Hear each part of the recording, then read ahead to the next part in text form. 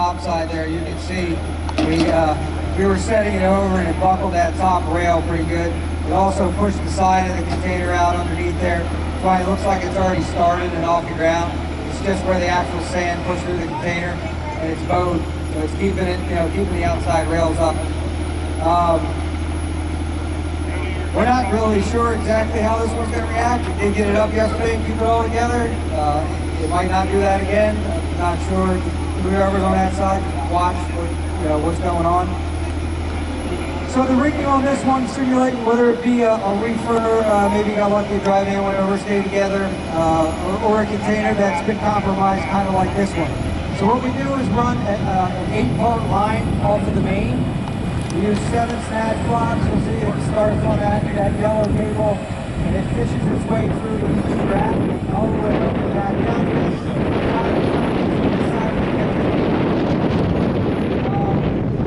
The other way main line, that's going to go to the catch. We feed that out. One side of the container, on the other side, we catch. Again, this load is transferred so much when we set it over, I'm not sure how much we're actually going to have to catch it. The straps and the rigging that we're using here, we're using on the rear and on the front post parts of the container. They're two 26-foot supply straps. The rigging that this is featured on the bottom side. We're ran around the front corners, trying to gain some of that so when the trailers can compromise and keep it together. The two middle straps are two 20-footers. They come up in between.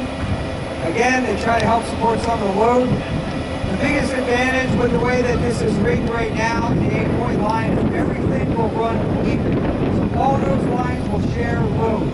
Depending on who has more resistance strap-wise, you'll see one snatch block maybe travel, the other one's not. But at all times, the load is balanced this way. I know it's a lot of work. It looks like a spider web up there. But as far as balancing goes and keeping the load completely even, there's no better way to do it. Also, you'll see in this, on this particular one, since it's a container, we're able to gain them top stake pockets. If it wasn't, obviously if it was a reefer or something, we wouldn't be able to do that. But down to the stick place and the front of that,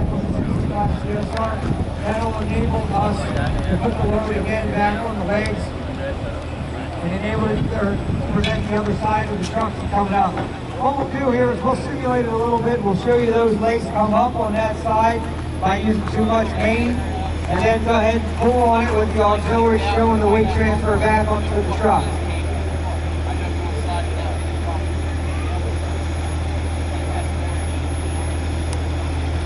I'll talk about this truck a little bit. There's only just finished up. Literally yesterday. Haven't had time to let her in, none of that stuff. It is a 65 CSR, 50,000-pound main winches, 20,000-pound auxiliaries, 3-stage boom, slider. It's got all the newer technology on it. Like you can see the difference, and I'll highlight it a little more between the difference between the George's body, the new versus the old. You can see it's got more storage. It's definitely taller in the back here. It's got more storage over the wheels. I think about 15 to 20% more capacity overall inside the toolboxes. One of the biggest highlights on both of them, though, is the subframe itself. It's a little hard to see when they're up in the air like that, but if you look over there, there's a body on the ground, and you can see the difference in the subframe. The 65 it now has a double slider rail compared to a single slider rail that you used to have, giving it more surface to slide on, as well as the 85, that also, 85 CSR, that also has a double rail now. It looks like a big cardboard box up there that's actually skating on. But what it did, we used to use the sides for some of our strength. We put all the strength into the subframe itself now, and you'll see the truck how much stiffer it is, new versus old. Again, they'll highlight that a lot when we get over to the George's truck. That's why we have them two set up like that. But you used to be able to see the twist in the body, like where the maybe the door was smiling at you a little bit, or something like that. But now, the rigidity of the truck or this unit is super impressive.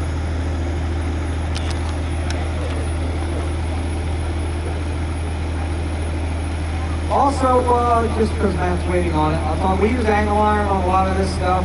I'm sure a lot of you guys do too. It helps spread the load of that strap out over the rail of the trailer.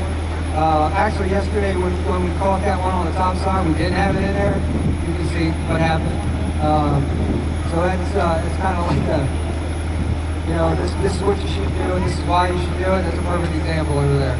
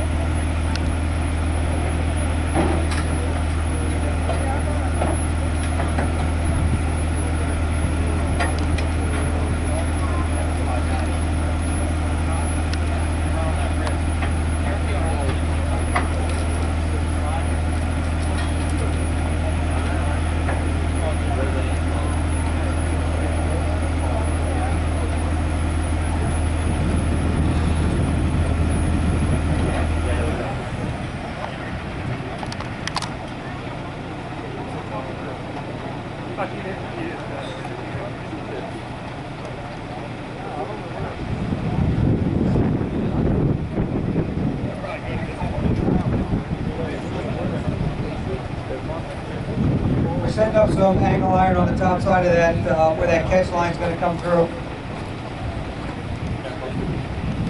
Again, I'm not sure if this thing's even going to stay upright once we do get it up. The load might be so far that way, it's still wanting to fall back over.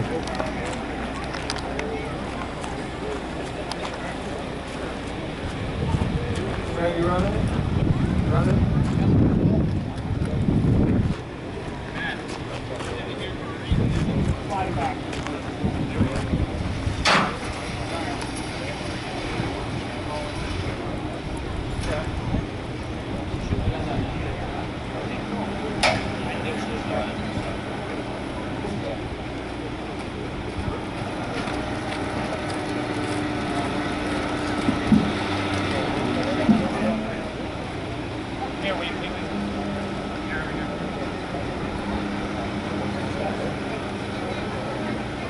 So what we're doing now, we're tightening down on the auxiliaries, putting pressure on them. We're going to run the main in again here, everything kind of like the tanker. It runs real slow through that 8-part line. Even when it's on 100%, the line travels slow, being parted that many times. So it's a slow process, but it's nice, like I said, nice even process.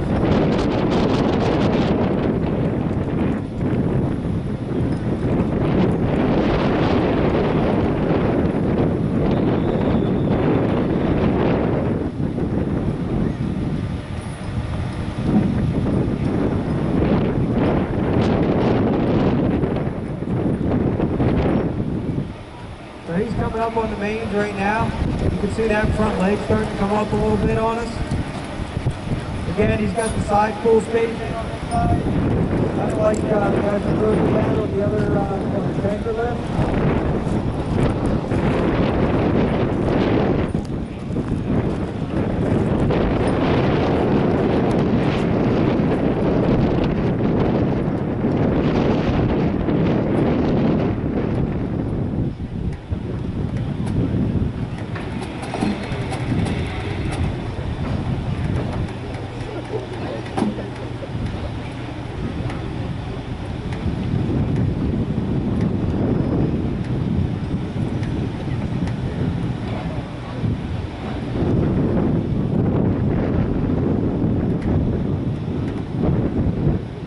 So right now you can see the chunk starting to come over there.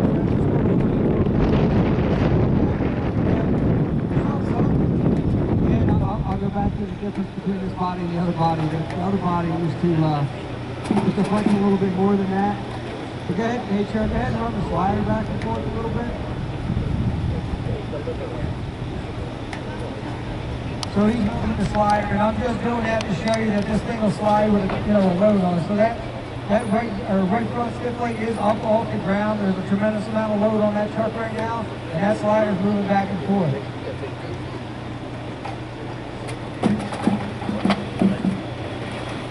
Just be careful on that side.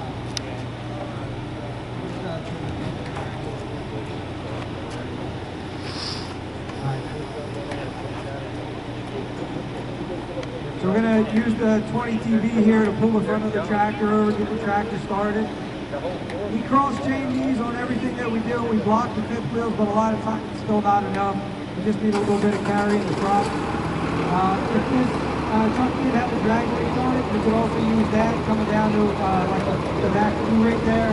Now pull it over. This particular one doesn't, but again, everybody's got an extra truck who wants to put an extra truck on there.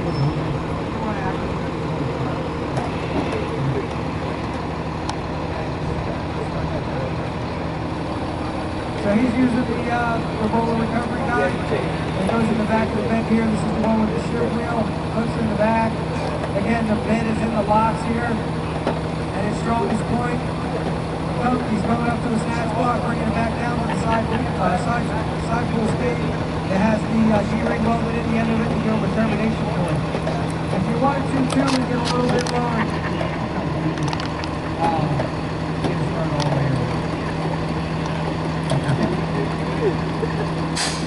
So again, we want to keep that tractor ahead of the trailer, right? Again, you can come from here, go down to the snatch block if we needed to get lower, or either a low pull, something that we were pulling out. Now Trev's starting to upright it, so you just keep up with him. He's got 63,000 on the scale as far as rolling it.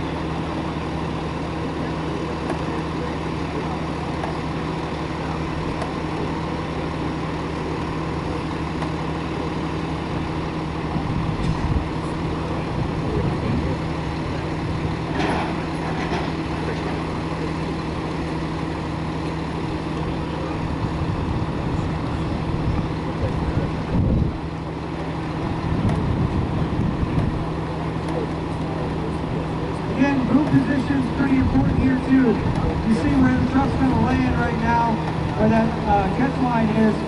He's in, he's in position to catch it, so he's not over the top. If that boot forward, when that load starts to fall, it'll want to tip the truck. So keeping the load even over the catch will enable the truck to settle down even.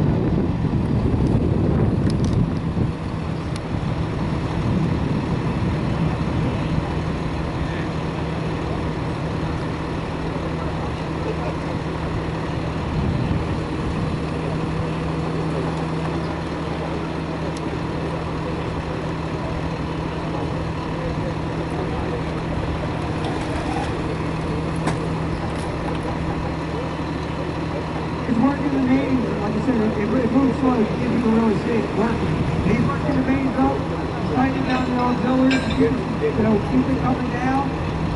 Again, the load's low, and it's hanging on one side, so he's having to fight this thing to get it to come down a little bit.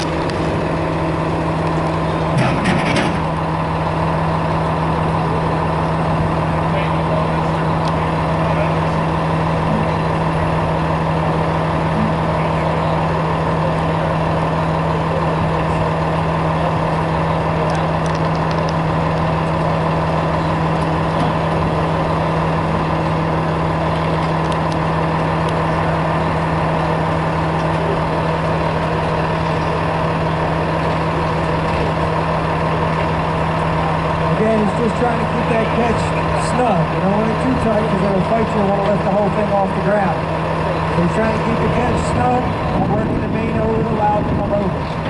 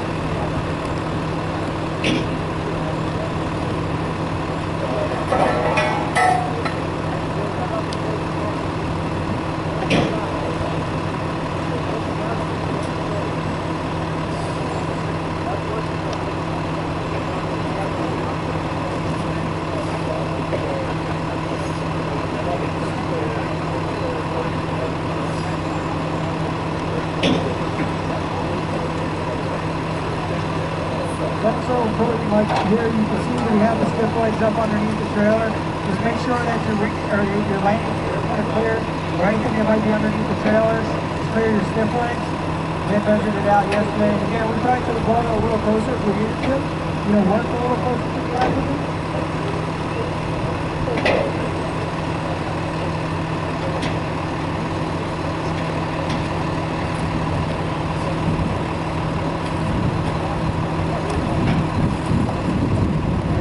That's very well can happen in real life. I mean, we've seen those containers where they're pushed out, both sides. The road shift didn't really even hardly use the fault, but it's like a control.